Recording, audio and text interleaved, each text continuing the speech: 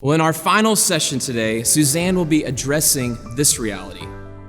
Very few of us really stop and ask ourselves this question: what is my end goal? And what do I want to be known for when my life is done? What would it look like if we could answer that question with conviction? How would having an end goal for our life change the little things we do each and every day? Well, let's go to our final teaching now.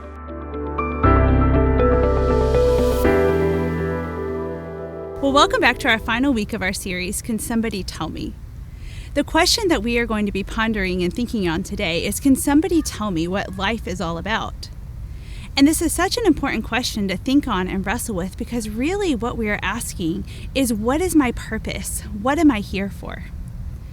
Many years ago, I was a high school teacher, and when I would give an assignment to my students, I would give this assignment and I would say, before you begin, I want you to think about what is the end goal.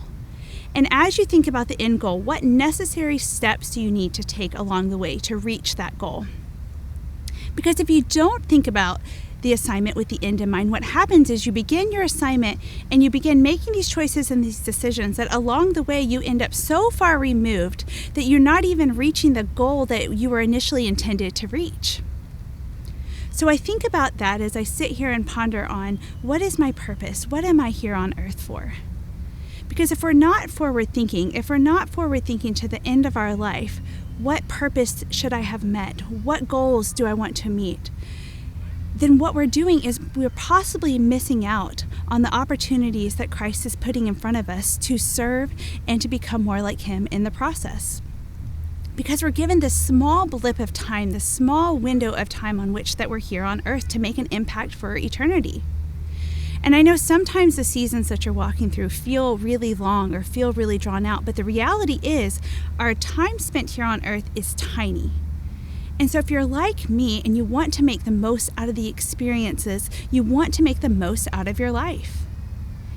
And I don't want to miss it, and I don't want you to miss it. You know, it'd be really nice if God handed us this blueprint of our life and said, here's the things that you're going to walk through. Here's the things that you're going to go through.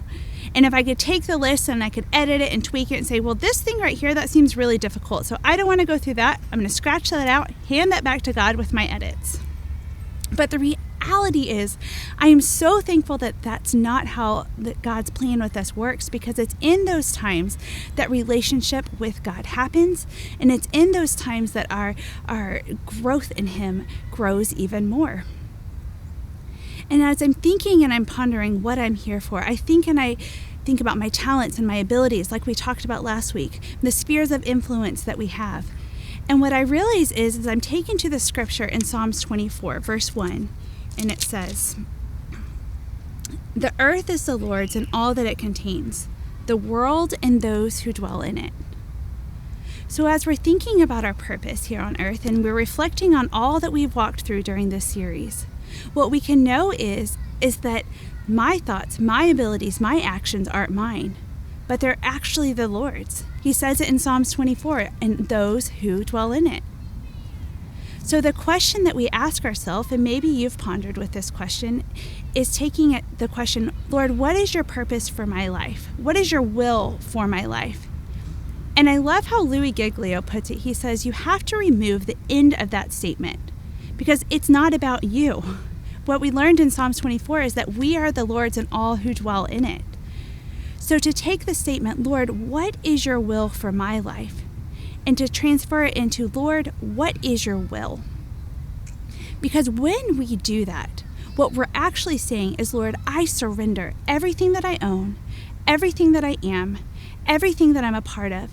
And my hope and my desire is to come along you and your plan for me and your plan for this earth, and let me be a part of what your end goal for mankind is. And so we began this series thinking about the end goal. We talked about the project, that we need to think about our end goal.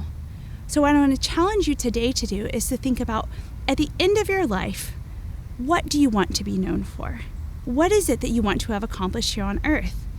If our purpose is, Lord, allow me to do your will, if the purpose is I'm wanting to fulfill the will of the Father, then what do I need to do so that I can meet that end goal? Because if your hope is to be the most successful person on earth, if your hope is to be the most generous and kind person on earth, while those things are good, ultimately they don't matter, because what matters is your relationship with Christ. So when I'm forward thinking about my life, what I want to be known for is Suzanne Bramlett, a woman who passionately and purposely pursued Christ. A woman who desired so much to be in the will of the Father that she was able to surrender and give up to the Lord everything else that came with that. So you may be thinking, man, I'm sitting here and I'm 87 years old. The end may be near for me.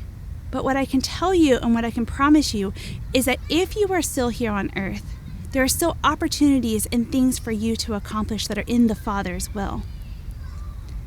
I love this quote by C.S. Lewis, and he says, "You can't go back and change the beginning, but you can start where you are and change the ending." So as we reflect on all the things that we've talked about these past 4 weeks, our identity, our belonging, what we're doing with our gifts and our abilities, I want for you to think about all those things in terms of, okay, Lord, how can I use those things for your purpose? How can I use those things to come into your will?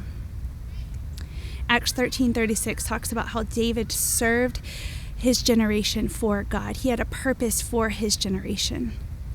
And so what I challenge you this week is to really think on and evaluate, how can I use my giftings? How can I use my abilities? How can I use my identity so that I can better influence Christ, so I can better make an impact for Christ?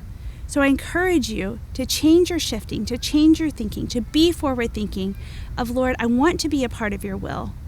So how can we get there? So my challenge for you, to live with purpose this week.